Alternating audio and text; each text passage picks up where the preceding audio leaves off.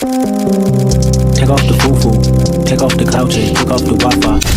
Assalamualaikum warahmatullahi wabarakatuh. Perkenalkan, kami dari kelompok 3 yang beranggotakan dengan Saya Oftita Devis Tompul dengan NIM G1D12411. Saya Rizka Dwi Pramesti dengan NIM G1D1241108. Saya Muhammad Zekan Faros dengan NIM G1D1241114. Saya Anissa Rahmi dengan NIM G1D1241135. Saya Suci Rahmadani dengan NIM G1D1241125.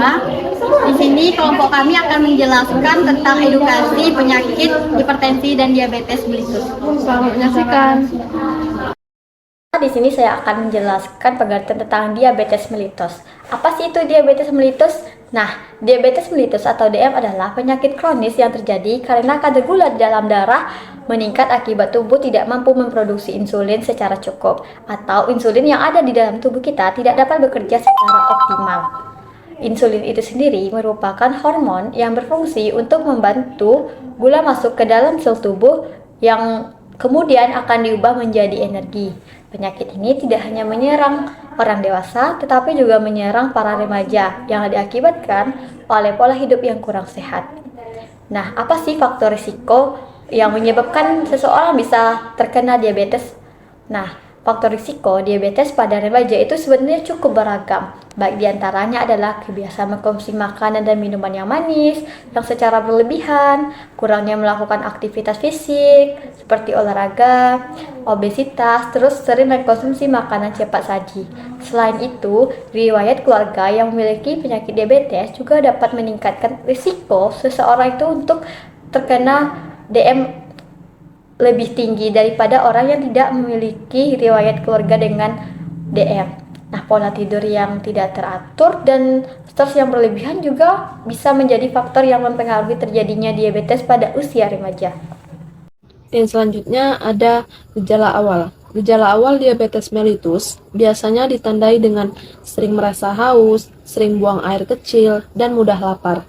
Selain itu, penderita juga mengalami mudah lelah, berat badan menurun tanpa sebab yang jelas, luka yang sulit sembuh, dan penglihatan yang kabur. Gejala tersebut dikenal dengan istilah 3P, polidipsi sering haus, poliuri sering buang air kecil, dan polifagi sering lapar. Selanjutnya ada dampak konsumsi gula yang berlebih. Konsumsi gula yang berlebihan dapat memberikan dampak buruk bagi kesehatan tubuh.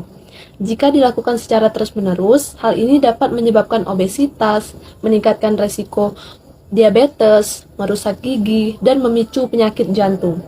Tubuh juga menjadi lebih mudah lelah karena kadar gula darah yang tidak stabil.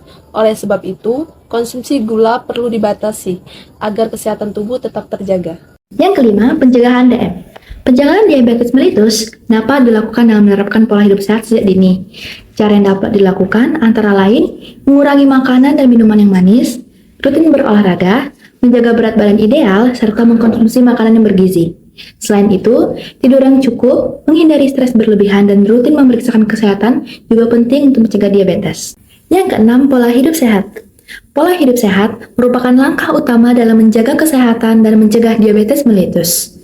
Pola hidup sehat dapat dilakukan dengan memperbanyak konsumsi sayur dan buah, minum air putih yang cukup, berolahraga secara rutin, dan mengurangi konsumsi makanan cepat saji. Tidak merokok dan menghindari alkohol, serta memiliki waktu istirahat yang cukup juga sangat penting untuk menjaga kondisi tubuh agar tetap sehat dan bugar. Baiklah, sekian video edukasi dari kelompok kami. Kami mengucapkan wassalamualaikum